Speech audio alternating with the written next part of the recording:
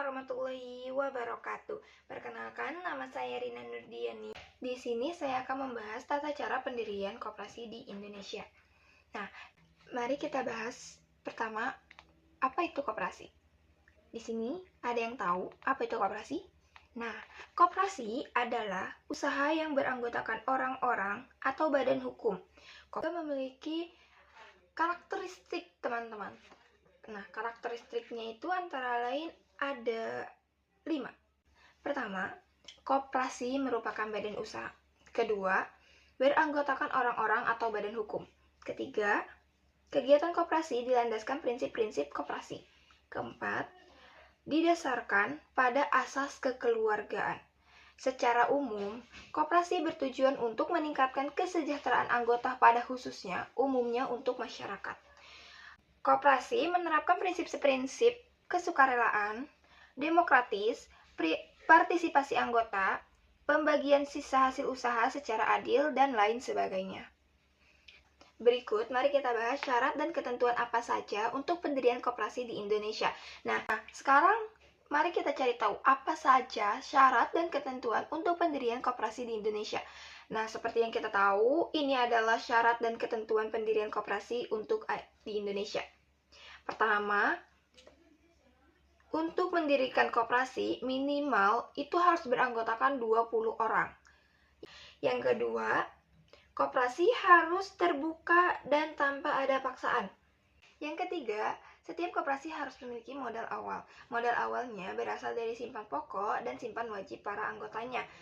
Yang keempat, pendirian koperasi ini harus didasarkan pada tujuan bersama para anggotanya, seperti meningkatkan kesejahteraan ekonomi, sosial, dan budaya. Yang kelimanya, koperasi harus dijalankan berdasarkan asas kekeluargaan yang saling membantu dan menghargai di antara para anggotanya. Yang keenam, koperasi harus berbadan hukum. Di sini, jadi koperasi harus terdaftar sebagai badan usaha sesuai peraturan undang-undang yang berlaku. Yang ketujuhnya, rapat anggota. Koperasi wajib melakukan rapat anggota sebagai forum tertinggi dalam pengambilan keputusan. Nah, selain itu, koperasi juga harus memenuhi syarat administratif lainnya, seperti pengajuan izin pendirian, pembuatan anggaran dasar, dan anggaran rumah tangga, seperti pembentukan struktur organisasi. Selanjutnya, adapun tahap persiapan dalam pendirian koperasi. Pertama, para anggota harus tahu apa maksud dan tujuan dari pendirian koperasi tersebut. Kedua, harus paham tentang apa itu koperasi, pengertian koperasi. Yang ketiganya, nilai-nilai dan prinsip koperasi.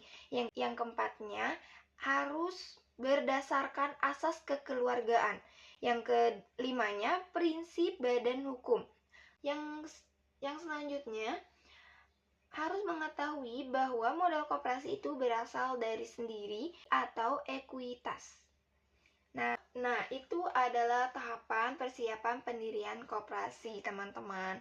Ini adalah manfaat yang akan didapatkan dalam pendirian koperasi tersebut.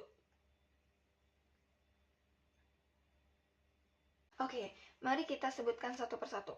Yang pertama, manfaatnya adalah meningkatkan kesejahteraan anggota. Kedua, mendorong kemandirian ekonomi. Yang ketiga, bangun solidaritas dan kerjasama yang baik. Yang keempat, memperluas akses pasar. Koperasi dapat memperluas akses pasar bagi produk atau jasa yang dihasilkan oleh anggotanya. Yang kelima, mendukung pembangunan ekonomi daerah. Yang keenam, mendorong inovasi dan kekreativitasan anggota. Nah, itu adalah manfaat yang didapatkan jika mendirikan koperasi. Nah, sampai sini saja ya teman-teman video kali ini. Mohon maaf apabila ada salah kata dan penjelasan yang saya jelaskan.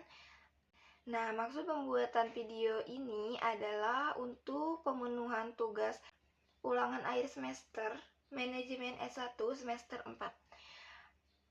Mata kuliah Koperasi dan UKM. Terima kasih. Assalamualaikum warahmatullahi wabarakatuh.